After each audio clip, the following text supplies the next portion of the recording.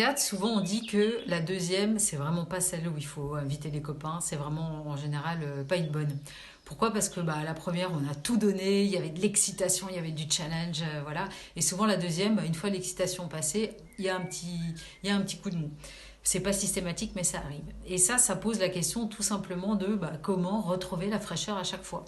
Et encore, c'est la deuxième, c'est rien. Après, il risque d'en avoir 2, 3, 4, 5, 6, 100, parfois 200.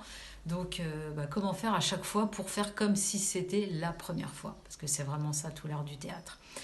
Et ben moi personnellement, quand ça m'arrive des fois d'avoir la flemme, de ne pas avoir envie de jouer, et ça arrive à tout le monde, et ben qu'est-ce que je fais? C'est aussi simple que ça, je me concentre sur les gens dans la salle. Je ne pense pas à moi, moi évidemment j'ai joué 50 000 fois la pièce, mais eux ils la voient pour la première fois.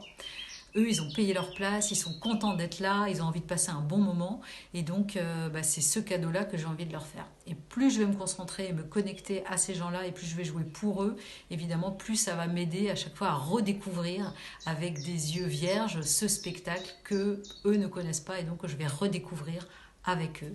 Et ça aide beaucoup. Il suffit de ce petit déplacement. J'arrête de penser à moi, mon état, mais je pense au public et aux cadeaux que j'ai envie de lui faire. Et si vous êtes porteur de projet, par exemple, en entreprise, peut-être vous allez être amené à devoir le pitcher une fois, deux fois, trois fois. Parfois, on est amené à refaire toujours les mêmes discours. Oui, mais le public, lui, est toujours différent. Et c'est ça qui est important. Et ça revient à ce précepte le plus important.